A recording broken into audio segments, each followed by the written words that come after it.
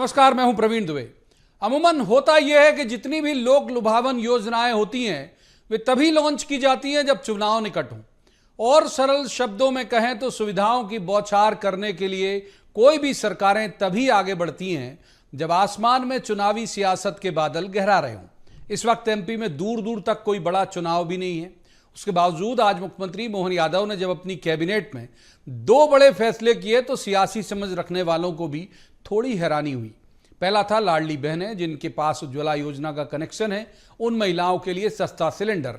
अब 40 लाख पात्र महिलाओं को सिलेंडर 848 के बजाय 450 रुपए में मिलेगा। इसका जो भी अंतर होगा उसका भुगतान सरकार करेगी। दूसरा था आंगनबाड़ी कार्यकर्ताओं और सहायिकाओं के बीमा का, जो मृत्यु और एक्सीडेंट सभी में एप्लीकेबल होगा। इसका प्रीमियम भी सरकार भरेगी। बीजेपी के घोषणा पत्र, यानी जिसे उन्होंने संकल्प पत्र नाम दिया था, ये वादे शामिल थे उसमें। तो आज बात इसी मसले की करेंगे कि सावन में महिलाओं को भैया की तरफ से मिले इस तोहफे के मायने क्या हैं। संकल्प पत्र के वादे अमूमन शुरू के महीनों में ही पूरे नहीं किए जाते। क्रिकेट की भाषा में कहें तो तेज खेलने के लिए सरकारें आखिरी ओवर्स तक का इंतजार करती हैं। आज हुए कैबिनेट की मीटिंग के फैसले मुख्यमंत्री की फंक्शनिंग की तरफ भी कुछ साफ इशारा कर रहे हैं। मसलन सरकार 2024 में अधूरी सड़कों को ग्रामीण सड़क योजना के तहत पूरा करेगी। इसका खर्च राज्य सरकार उठाएगी। वहीं एमपी रूरल कनेक्टिविटी प्रोजेक्ट में अधूरे कामों को भी राज्य सरकार पूरा करेगी। मोहन सरकार ने इन्वेस्टर समिट को लेकर भी बड़ा फैसला लिया। इस फैसले को कैबिनेट की बैठक में भी मंजूरी दे दी गई। इसके तहत प्रदेश में जोनल इन्वेस्टर समिट होगी, यानी ग्रामीण इलाकों और वहां रह रहे लोगों पर ज्यादा फोकस है सरकार का। हमारा काम ही है इसके पीछे का सियासी मंतव्य तलाशना, तो हम आज भी वही करेंगे और साथ ही उस फैसले का भी जिक्र करेंगे जिसमें किसी आपदा में शहीद हुए सरकारी कर्मचारी को जो सहायता राशि मिलेगी वो पत्नी और माता पिता के बीच समान तौर पर वितरित होगी। छिंदवाड़ा जिले की एक घटना के संदर्भ में यह फैसला लिया गया है। इसे क्या सियाचिन में शहीद हुए कैप्टन अंशुमान सिंह की पत्नी स्मृति के साथ कीर्ति चक्र वाले विवाद से जोड़कर भी देखा जा सकता है? बहुत सारे ऐसे सवाल जिन्हें लेकर जाएंगे खास पैनल के पास और कहेंगे जवाब तो देना होगा, लेकिन रस्मन सबसे पहले आपको दिखाते हैं एक रिपोर्ट। देखिए,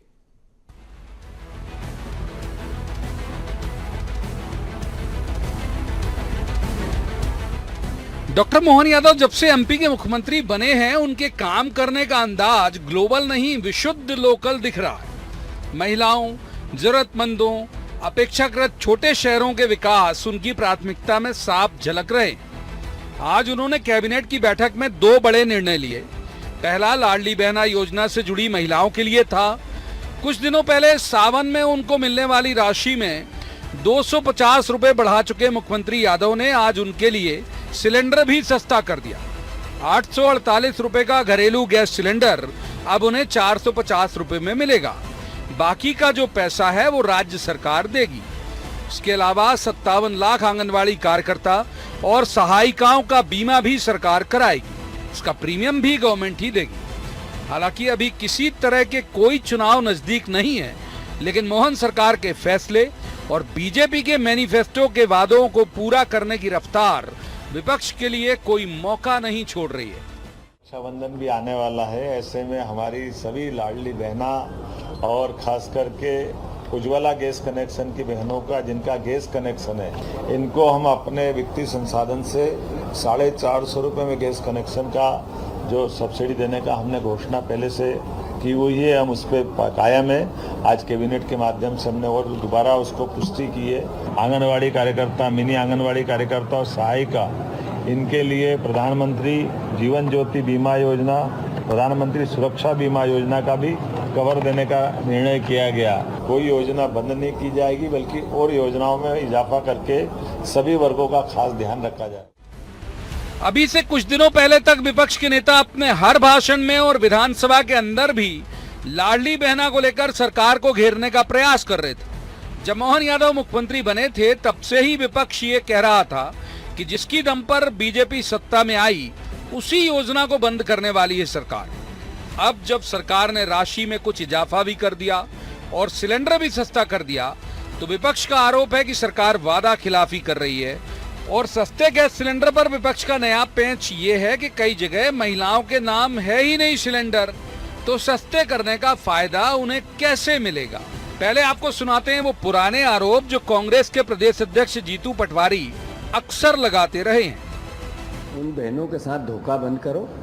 जब आपने ये कहा है कि 3,000 रुपये देंगे, 6 महीने हो गए, आज तक क्यों नहीं दिए? ये बहनों को अगर सही रूप में सहयोग करना चाहते हैं तो जो आज 18 साल की बहन हो रही है वो भी राखी बंधना चाहती है, उसको क्यों नहीं जोड़ा जा रहा है लाडली बहना में? जो 60 साल के ऊपर की है उसको क्यों हटाया जा रहा है? वो भी बहन है। भ्रम फैला के मूर्ख बनाती है हमारे प्रदेश की बहनों को। मैं समझता हूँ निंदा करनी चाहिए, भावनाओं से खेल के राजनीति करना चाहते हैं। आरोप चाहे जो भी हो, लेकिन मुख्यमंत्री की फंक्शनिंग बेहद साफ ये इशारा कर रही है कि चाहे छोटे शहरों में इन्वेस्टर समिट हो, लाडली बहना या आंगनवाड़ी कार्यकर्ताओं सहायिकाओं का मसला हो या संविदा कर्मचारियों का, उनका टीजी यानी टारगेट ग्रुप वही वर्ग है जो चुनाव के वक्त सत्ता की गारंटी देता है। ये और बात है कि अभी एमपी में कोई बड़े चुनाव नहीं है, फिर भी सरकार की तेजी विपक्ष को भी हतप्रभ कर रही है और मीडिया को भी। Bureau report, BSTV। तो सबसे पहले उन खास मेहमानों का मैं आपसे परिचय करा दूं जिनके साथ हम इस चर्चा को आगे बढ़ाएंगे। हमारे साथ हैं जितेंद्र मिश्रा, कांग्रेस के विद्वान ऊर्जावान प्रवक्ता हैं। जितेंद्र जी का बहुत बहुत स्वागत। दूसरी मेहमान है प्रियंका दुबे, बीजेपी की विद्वान ऊर्जावान प्रवक्ता हैं। प्रियंका जी का भी बहुत स्वागत। और तीसरे मेहमान है रमेश शर्मा, बहुत वरिष्ठ पत्रकार हैं, बहुत अच्छे राजनीतिक विश्लेषक हैं। रमेश जी का भी बहुत बहुत स्वागत है। तो शुरुआत करेंगे प्रियंका जी से। प्रियंका जी, जैसे हमने अपने पैकेज के समापन में भी कहा कि ये जो घोषणाएं अभी तक जो देखी जाती थी, मैंने अपने पूरे कैरियर के दौरान देखी कि ये जो लोक लुभावन घोषणाएं हैं वो बिल्कुल इलेक्शन के वक्त होती थी, इस तरह की कि भाई एक बड़े वोटर को खुश करने के लिए। ये अचानक इतनी जल्दी जल्दी संकल्प पत्र पूरा कर लेंगे क्या सीएम?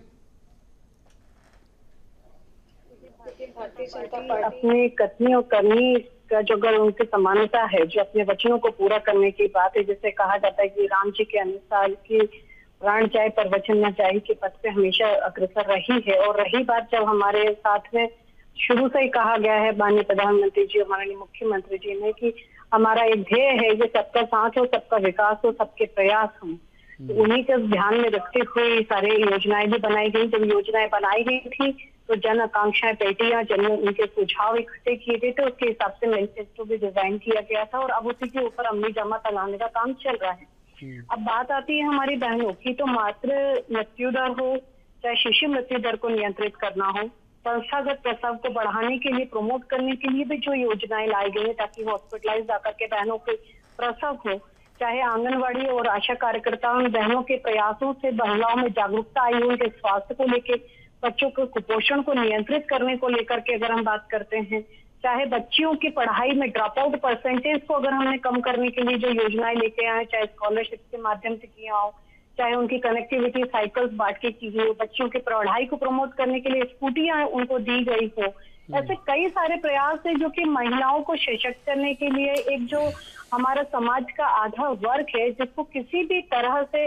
मजबूती या समांतर लाने के लिए जितने भी प्रयास सरकार कर सकती है उसके लिए सदैव प्रयासरत रही है और कर रही है। यहाँ तक कि जैसे कहा गया कि जो बहनें हैं, जो बुजुर्ग हैं, उनके लिए चाहे वृद्धा पेंशन की बात हो, चाहे विधवा पेंशन की बात हो, चाहे उनके स्वास्थ्य के लिए आयुष्मान जैसी योजनाएं हो, महिलाओं को बच्चों की शादी की चिंता होती है तो चाहे मुख्यमंत्री कन्यादान योजना हो, चाहे निकाह योजना हो, ऐसे सैकड़ों योजनाएं में महिलाओं के लिए जो सतत प्रयास रही हो, जिनके रिजल्ट प्रयास। प्रियंका जी मोटी मोटी सारी बातें ले ली, जितेंद्र जी को कर लेते। जितेंद्र जी, कुछ दिन पहले तक मतलब हमारे डिबेट में भी जो आपके साथी, मतलब मैं तो आपको कांग्रेस के तौर पर ही आज संबोधित करूंगा, नाम भले ही आपका जितेंद्र जी हो, तो तमाम आपके लोग कहते थे कि भाई कब दोगे सस्ता सिलेंडर, ये कहा था वो कहा था, कर दिया इन्होंने, आज तारीफ कर दीजिए। देखिए प्रवीण जी, सबसे पहली चीज तो एक निर्णय ये हुआ है कि शहीद के परिवार में जो राशि जाएगी वो 3 लोगों में बांटी जाएगी। निश्चित तौर पर स्वागत करने योग्य निर्णय है। जितनी प्रशंसा की जाए उतनी कम है, यह होना था। इससे पारिवारिक विवादों को टाला जा सकता है और शहीद के बलिदान का सही हिस्सा सब तक पहुंचाया जा सकता है। दूसरी चीज आई आंगनबाड़ी कार्यकर्ताओं के बीमा का काम, जिसकी प्रीमियम राशि सरकार भरी। अच्छा कदम, तारीफ की जाना चाहिए, प्रशंसा की जाना चाहिए। वो महिलाएं जो आकस्मिक मौत और बीमारी का शिकार हो जाती थी, उनके लिए सरकार चेती है, निश्चित तौर पर अच्छा कदम। दूसरी चीज आई लाडली बहना के बारे में। पिछले साल चुनाव के दिनों में मुख्यमंत्री के रूप में शिवराज सिंह चौहान ने ये कहा था कि रक्षाबंधन आ रहा है और हम 450 रुपए में महिलाओं को गैस सिलेंडर देंगे। क्यों ना पूछा जाए, रक्षाबंधन की जब 2 दिन बचे तब भी हमने पूछा कि रक्षाबंधन में अभी सिलेंडर देने की बात हुई थी, लेकिन कहीं कुछ नहीं हुआ।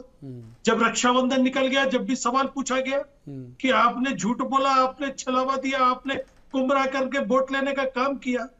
आज अगर गैस सिलेंडर 450 रुपए में मोहन सरकार ने जो फैसला लिया है, इसमें अगर सारी की सारी लाडली बहनों को शामिल किया जाता तो निश्चित तौर पर हम इसकी भी तारीफ करते। लेकिन 23 साल से नीचे की महिला को शामिल नहीं किया जाएगा, 60 साल से ऊपर की महिला को शामिल नहीं किया जाएगा। इसमें अगर आप व्यक्तिगत रूप से देखेंगे, प्रायोगिक रूप से देखेंगे, तो निश्चित तौर पर सिर्फ 20% महिलाओं को इसका फायदा पहुंचने वाला है। उसमें भी ज्यादातर इनके नियमों में आ नहीं रही है। जब इतनी प्रक्रियाएं कर दी है कि महिला जब गैस एजेंसी पे जाती है और कहती है 450 रुपए में सिलेंडर मिलेगा क्या, तो वो कहते हैं आपका नाम का कनेक्शन लाइए।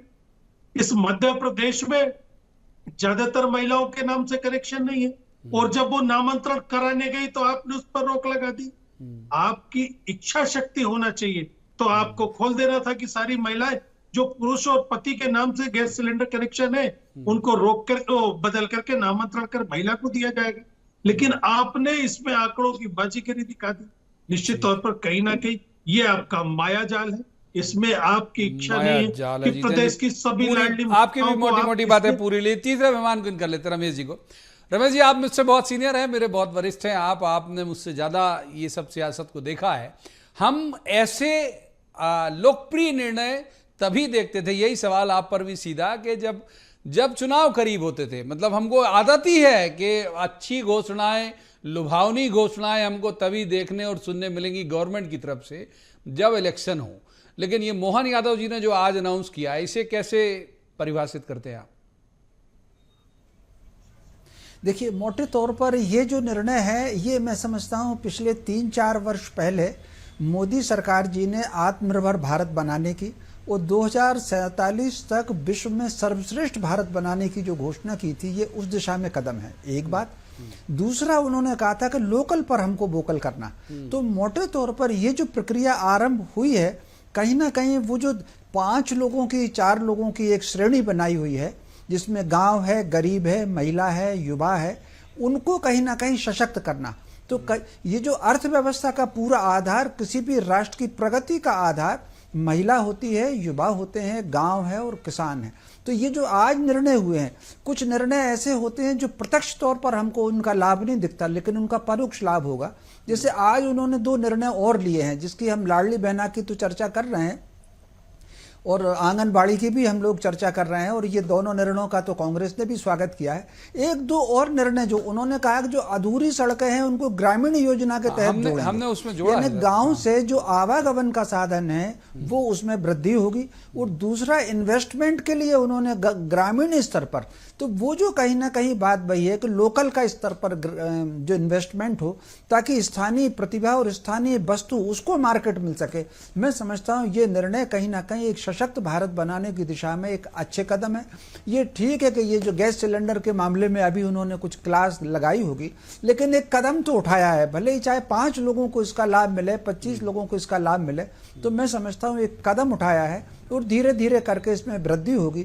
मैं समझता हूँ आज के ये जो 4-5 निर्णय हैं, ये निर्णयों की, ये मध्य प्रदेश के, भावी मध्य प्रदेश के स्वरूप निखारने में ये सारे निर्णय महत्वपूर्ण रहेंगे। जी प्रियंका जी, ये जो 2 चीजों में तो चलिए आपको हाथ के हाथ सर्टिफिकेट मिल गया, जम के वाह वाह भी कर दी कांग्रेस ने।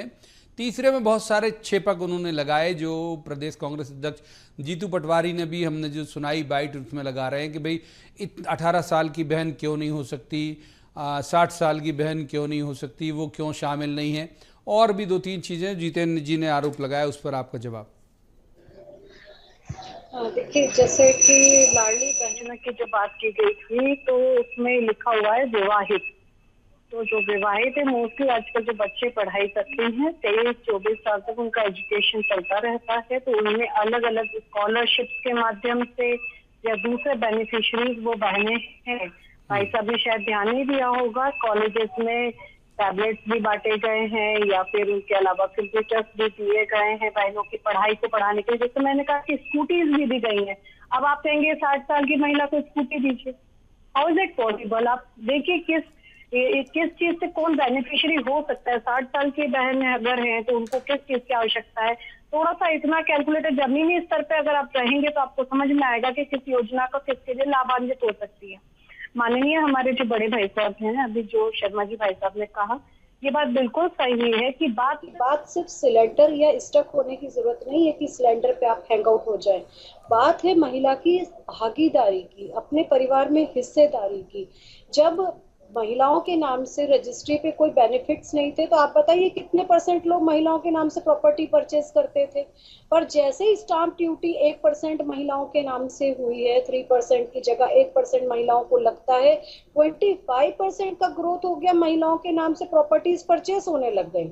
इस बात से तो मेरे भाई जितेंद्र जी भी सहमत होंगे कि स्टाम्प ड्यूटी बचाने के लिए ही सही, परंतु महिलाओं के नाम से प्रॉपर्टी तो परचेज हो रही है। आज मकान में लोग देखिए महिलाओं के नाम से रजिस्ट्री कराते हैं, खेतों में महिलाओं के नाम से रजिस्ट्री करा रहे हैं, सिर्फ इसलिए कि स्टाम्प ड्यूटी बच जाए या कम लगे, कहीं से 2 पैसे बचेंगे। यही सब चीजें सिलेंडर की बात अगर हम कहें, अगर अभी तक महिलाओं के नाम से ये खुद भी स्वीकार कर रहे हैं कि कितने % महिलाओं के नाम से सिलेंडर है, क्यों नहीं है? जब वो घर में अपनी हिस्सेदारी रखती है, समाज में आधी हिस्सेदारी उसकी भी है, तो उसके नाम से चीजें क्यों नहीं परचेस होती? क्यों उसे अलग थलग रखा जाता है? क्यों सिर्फ पुरुषों के नाम से ही वाहन खरीदे जाते हैं, पुरुषों के नाम से ही चीजें खरीदी जाती हैं? भाई महिलाओं के नाम से क्यों नहीं करना चाहते आप लोग? परंतु जब इस टाइप की कोई भी योजनाएं आएंगे जिसका बेनिफिट महिलाओं को मिल सकता है, तो लोग भले 2 पैसे बचाने के लिए ही सही, परंतु महिलाओं की भागीदारी, अपने घर में इसकी हिस्सेदारी बढ़ेगी, उसका स्वामित्व भी बढ़ेगा। ये चीजों को भी तो आप देखिए कि इनके दूरगामी परिणाम जो निकल करके आएंगे वो बेहतर होंगे। तो सिर्फ 450 का विषय नहीं है, विषय है उसके सम्मान का, उसकी हिस्सेदारी का, परिवार में उसका क्या लाभ है, उसका क्या स्थान है, उसको सुनिश्चित करने का और सुरक्षित करने का। आज पहले आप देखिए डाइवोर्स केसेस होते थे, महिला को बाहर कर दिया जाता था, पर तो उसके नाम से प्रॉपर्टी होती है तो व्यक्ति 2 मिनट सोचता है कि डाइवोर्स दूं अथवा ना दूं। मैं खुद वकील हूँ, इस चीज को मैं समझ सकती हूँ। आप भी इस बात को कहीं समझेंगे कि अगर जब महिला के नाम से प्रॉपर्टी है तो उसकी इससे मतलब जवाब ले लेते हैं। जितना तर्जुमा मैं कर पाया प्रियंका जी का बात का, जितेंद्र जी, वो कुछ इस तरह से है कि भाई ये आप उसे तात्कालिक फिगर के तौर पर मत देखिए, ये एक तरह का सशक्तिकरण की तरफ बढ़ने वाला कदम है। और ये भी जो शर्मा साहब भी कह रहे हैं कि भाई न केवल रूरल इकोनॉमी को भी बूस्ट करेगा, बल्कि जो सामाजिक परिवेश और ताना बाना है उसको भी बेहतर करेगा। निश्चित तौर पर प्रवीण जी, महिलाओं की भागीदारी करने की अगर आपके अंदर इच्छा शक्ति है तो इफ और बट्स क्यों लगाए जाते हैं, मुझे ये समझ भी नहीं आता। आप तय करिए कि लाडली बहना ये रहेंगी, किसी भी परिवार की हो, अगर टैक्स पेयर है तो उनको छोड़ दीजिए, संपन्नता प्रॉस्पेरिटी कहीं उनको दिखती है तो आप छोड़ दीजिए, लेकिन उन गरीब महिलाओं को भी आपने छोड़ने का काम किया है। महिलाओं में रोष क्यों व्याप्त है? इसीलिए व्याप्त है। 23 साल की उम्र तक क्यों महिला को आपने रोक दिया? 60 साल के ऊपर की महिला को, जो मैं गैस सिलेंडर की बात कर रहा हूँ, मैं लाडली बहना के अंतर्गत आने वाली स्कीमों की बात कर रहा हूँ, और भारतीय जनता पार्टी की प्रवक्ता स्कूटी चलाने की बात कर रही। मेरा ये कहना है लाडली बहना की स्कीम के अंतर्गत मध्य प्रदेश की सारी लाडली बहनाओं को मिलना चाहिए। उसमें ये क्यों लगाया गया कि 23 से कम की नहीं होना चाहिए, 60 से ऊपर की नहीं होना चाहिए? उन्होंने बताया ना कि किसी न किसी योजना की बेनिफिशरीज रही होंगी, इसलिए ये सोच के कि भाई वो बाकी किसी योजना। अच्छा, आपको मैं एक दूसरा उदाहरण दे दूं इस सरकार का। दे दीजिए। 1.5 लाख वृद्धों की वृद्धावस्था पेंशन खत्म कर दी, तो इस योजना को खत्म करके उस योजना को शुरू करना चाह रहे हैं। निश्चित तौर पर न्याय करेंगे तो करना पड़ेगा। 1.5 लाख वृद्धों की वृद्धावस्था पेंशन अभी तक नहीं आई है, कई तकनीकी कारण बताया जा रहा है। अभी मैं आपको बताऊं, लगभग 200 जीवित व्यक्तियों को मृत अवस्था में बता के उनका राशि हड़प ली गई। तो सरकार की ये तो समझ में आए सरकार चाहे क्या रही है। लाडली बहनों की बात करती है लेकिन वृद्धावस्था का ध्यान नहीं रखा जाता, उस पेंशन में आपने बाहर कर दिए। आपने शुरू किया था तो आपने बिना जानकारी के शुरू किया था, अब आप उनको लेकर के उसमें काट छाट करने का काम कर रहे हैं। निश्चित तौर पर एक चश्मे से देखा जाना चाहिए था। एक चश्मे से देखा जाना चाहिए। तीसरे मेहमान कर लेते हैं रमेश जी को। एक आज का एक बड़ा सेगमेंट ये भी है जो हमने अपनी चर्चा में शामिल भी किया, जिसकी आप सराहना कर चुके हैं जितेंद्र जी। शर्मा साहब, ये जो कैप्टन अंशुमान सिंह वाले में उनकी पत्नी स्मृति का एक जो कीर्ति चक्र वाला विवाद हुआ था, आज छिंदवाड़ा की एक घटना के आलोक में जो डिसीजन हुआ कि अगर मान लीजिए कोई शहीद होता है सरकारी कर्मचारी अधिकारी सेवा के दौरान, तो जो भी राशि मिलेगी मुआवजे के तौर पर वो पत्नी और माता पिता में समान रूप से बटेगी। एक बहुत संवेदी निर्णय। आप देखिए कई बार ऐसे हो जाता है कि माँ बाप के हाथ कुछ नहीं आता, बेटा भी चला गया और हालांकि पैसा बेटे की भरपाई नहीं कर सकता, लेकिन फिर भी एक जो राहत होनी थी वो भी छिन जाती है। इस निर्णय कैसे देखते हैं आप? नहीं, निश्चित रूप से ये वाकई बहुत अच्छा निर्णय है।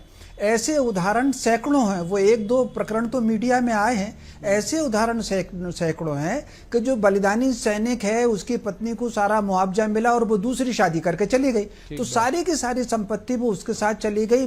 एक परिवार तो ऐसा था मध्य प्रदेश का ही, मुझे नाम याद नहीं आ रहा, 3 बहुत छोटी छोटी बहनें थी उसकी, माता पिता थे, 4-5 लोग थे, वो सारे के सारे रह गए थे और वो दूसरी शादी करके बहू चली गई थी। तो मोटे तौर पर यह निर्णय, इसको बिल्कुल सराहनीय माना जाना चाहिए, सरकार का आभार व्यक्त करना चाहिए। ये जो गैस सिलेंडर बारे में जरूर एक सुझाव देना चाहता हूं आपके माध्यम से और प्रियंका जी के माध्यम से। ये जो न्यूनतम आयु 23 वर्ष है वो तो ठीक है, 23 के बजाय आप 25 भी कर सकते हैं, क्योंकि बेटियों की शादी आजकल देर से होने लगी। लेकिन ये जो 60 वर्ष का ऊपर का जो बंधन है उस पर एक पुनर्विचार कर लीजिए, क्योंकि ऐसा देखा जाता है कि वृद्धावस्था में आकर के बेटे बहू अलग होकर चले गए हैं, कहीं दूसरी जगह रह रहे हैं, और जो सीनियर सिटीजन बिल्कुल अलग रह रहे हैं और अकेले रह रहे हैं। ऐसी स्थिति में मान लीजिए कोई अकेला परिवार है और उसमें वो माँ है, 60 वर्ष से ऊपर उसकी आयु हो गई, तो मैं समझता हूँ जो अधिकतम आयु सीमा है उसके बंधन पर सरकार एक बार पुनर्विचार अवश्य कर ले। नीचे का तो ठीक है, 23 ठीक है मेरी दृष्टि में, 23 के बजाय 25 भी हो तो चलेगा, इस पर एक पुनर्विचार कर ले। निश्चित रूप से ये सरकार जमीनी स्तर पर और आधारभूत ढांचा करने की तरफ, जो मजबूत करने की तरफ ध्यान दे रही है, और विशेषकर जो महिला सशक्तिकरण का जो अभियान चल रहा है उसको हम चाहे लाडली बहना के रूप में देख लें, लाडली लक्ष्मी के रूप में देख लें, जननी सुरक्षा के रूप में देख लें, और जो तमाम योजनाएं हैं निश्चित रूप से इसकी प्रशंसा तो की जाना चाहिए। जो थोड़ी बहुत कमियां हैं वो आगे चल करके सुधर जाएंगे, ऐसी हम उम्मीद कर सकते हैं। प्रियंका जी जवाब, और दूसरा जो आप जितेंद्र जी की बात का जवाब भी देना चाह रही थी उस वक्त। जैसे हमारे भाई साहब ने कहा कि पेंशन दी गई, तो मेरे पिताजी भी शासकीय सेवारत रहे हैं, उनको भी पेंशन के लिए हर साल अपना LI सर्टिफिकेट जमा करना होता है। जमीनी स्तर पे जब आप काम करेंगे तो आपको पता चलेगा कि बहनों ने अपने खातों से पेंशन विड्रॉ ही नहीं करी, बैंक को पता ही नहीं है कि पेंशनर है। तो ऐसी परिस्थितियां भी बनी है। तो आप चूंकि एक जनप्रतिनिधि भी होंगे अपने क्षेत्र में, तो बेहतर होगा अगर जैसे जीतू पटवारी जी कहते हैं कि आप लोग बूथ पे जीरो हैं और भाषण में हीरो हैं, तो बात अलग है, परंतु अगर आप बूथ पे काम करते हैं तो आपको ये समस्या मालूम होगा कि लोगों ने DPT नहीं करवाया है, उसके कारण उनकी पेंशन्स में इश्यूज आ रहे हैं, किसी ने किसी को मृत घोषित नहीं किया। आप उनका LI सर्टिफिकेट अपडेट करवाइए, डेफिनेटली उनका पेंशन चालू हो गया। मैंने खुद ने भी कई लोगों के करवाए। दूसरी बात, हमारे माननीय जो भाई साहब ने कहा है कि बिल्कुल ये बात सही है कि जो आज एकांकी परिवार, एकल परिवार प्रणाली बढ़ गई है, उसके कारण ये इश्यूज आए हैं। तो डेफिनेटली अगर इसके तरफ सरकार जो भी, मेरी साइड से जो भी बनेगा या सरकार की तरफ से भी जो भी प्रयास होंगे, डेफिनेटली उनके ऊपर भी विचार किया जाएगा। तो ये बात बिल्कुल सही है कि 60 साल के बाद में भी कुछ ऐसी चीजें, जैसे अभी आयुष्मान में भी परिवर्तन का चल रहा है कि जो उम्र है 70 और 70 से ऊपर वाले, चाहे वो टैक्स पेयर्स हों या दूसरे भी हों, उनको भी उसमें जोड़ा जाएगा, ताकि जो एक आर्थिक भार उनके स्वास्थ्य के लिए बढ़ता है तो उसको भी कहीं कम किया जा सके। तो सरकार जितेंद्र जी एक जो मसला है जो छूटा जा रहा है वो ये है कि आपके लिहाज से रूरल, हमने बहुत सारी योजनाएं आज की गिनाई भी कि रूरल पे ज्यादा फोकस है, रूरल वोटर बहुत तगड़ा होता है। ये आप देखिए चुनाव अभी नहीं है, होंगे 28 में, लेकिन फिर भी अगर ये जमीन ठीक से तैयार कर लेंगे तो आपको लगता है कि आपके लिए मुश्किल हो जाएगी? नहीं, देखिए मुझे मालूम है अच्छी तरह से कि ये जो घोषणाएं करते हैं, इन्होंने पिछला विधानसभा यही 450 रुपए के सिलेंडर पे जीत लिया और उस समय तक कहीं कोई खाका भी नहीं खींचा था कि सिलेंडर देना है। अब जाकर के इन्होंने इसको अपनी कार्य प्रणाली में शामिल किया, मंत्रिमंडल में लेके आए। हम पहले से समझ रहे थे कि वोटों की राजनीति करने के लिए कदम उठाया गया। अब आप ये देखिए, प्रियंका जी कह रही थी कि लाइफ सर्टिफिकेट को अपडेट कराना पड़ता है। अरे इतनी जानकारी तो हमको भी है और जो पेंशन ले रहा है उसको भी है कि नवंबर के महीने में लाइफ सर्टिफिकेट को अपडेट कराना पड़ता है। लेकिन इसके बाद 1.5 लाख पेंशन भोगियों के नाम काट दिए गए। इस बात को आप अपनी जानकारी में ले लीजिएगा। दूसरी चीज वोकल फॉर लोकल की बात की गई थी। जल्दी सर जल्दी निश्चित बात तौर पर इस तरीके से निश्चित तौर पर इस तरीके से वोकल करके लोकल को महत्व नहीं मिलेगा जब तक उनकी आर्थिक स्थिति को मजबूत करने की दिशा में। माफ कीजिए, मैं जाता शर्मा साहब पास, लेकिन वक्त नहीं देता इजाजत। बहुत बहुत शुक्रिया तीनों मेहमानों का इस चर्चा में शामिल होने के लिए। लेकिन मैं एक बात से जरूर शर्मा सर की बात से सहमत हूं कि ऐसे फैसले तात्कालिक लाभ नहीं दिखाते, लेकिन आप उन लोगों से पूछिए, चाहे वो आंगनवाड़ी कार्यकर्ता हों, चाहे सहायिका हों, चाहे ऐसे शहीद के माँ बाप हों, और या फिर जिन्हें सिलेंडर सस्ता मिल रहा है, पूरा का पूरा परिवार इस पूरे मसले को लेकर बहुत प्रसन्न हो जाता है। तो ये कह सकते हैं कि सरकार का ये फैसला बहुत अच्छा है। अभी कितना इसको सियासी फायदा पहुंचाएगा ये वक्त बताएगा। आज की चर्चा में इतना ही। कल किसी खास मसले पर खास पैनल के साथ बैठकर कहेंगे, जवाब तो देना होगा। आप देखते रहिए BSTV।